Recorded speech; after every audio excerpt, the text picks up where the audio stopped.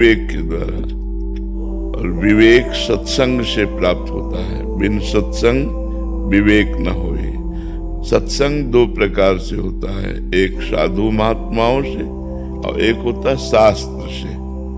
हम शास्त्रों का स्वाध्याय करें और संत महात्माओं का संग करें, उनकी वाणी का चिंतन करें, मनन करें, तो हमारी बुद्धि में विवेक जागृत हो जाए। जब विवेक जागृत होता है तो अज्ञान का नाश होता है। जब अज्ञान का नाश होता है, सत्य वस्तु का निर्णय होता है, तो फिर अहंकार अज्ञान में ही होता है। जितना अहंकार है ये सब अज्ञानी को होता है। ज्ञानी महापुरुष को या भगवान के भक्त को कभी अहंकार नहीं होता है। और अहंकार में ही सारे दोष विराजमान है।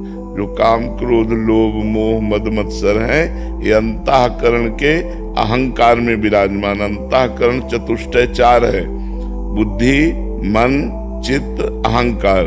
तो जो अंतःकरण चतुष्टय में अहंकार है, उसी में काम क्रोध लोभ मोह मद मत्सर विराजमान है। और ये आगमा पाइनो है, बराबर नहीं रहते हैं, ये आते जाते रहते हैं, स्फुरित होते रहते हैं। अनित्य, ये नाशवान है। आगमा पाइनो अनित्यास तास तितिक्षस्व भारत। इनको सहन करना चाहिए। इनका जब वेग हो तब नाम जप करते हुए सहन करे, यही विवेक है।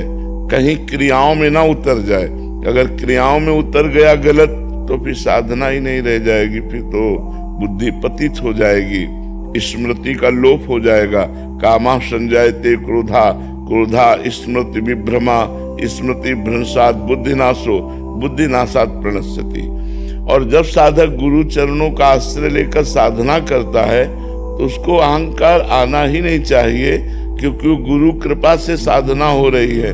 और अभी वो साधना आई नहीं जिससे अहंकार होना चाहिए, और जब वो साधना आ जाएगी तो अहंकार होगा नहीं। दोनों बातें समझो। वो स्थिति आई नहीं जिसका अहंकार होना चाहिए, और जब वो स्थिति आ जाएगी तो अहंकार रहेगा नहीं। तो ये अहंकार अज्ञान की दशा में होता है और व्यर्थ का अहंकार होता है। इसलिए इसको विवेक के द्वारा काटना चाहिए, इसको हटाना चाहिए। और जब अपने से न हटे तो भगवान से प्रार्थना करनी चाहिए कि प्रभु हमारे इस अहंकार और काम आदि दोषों से रहित हमारे हृदय को कीजिए। भगवान सुन लेंगे।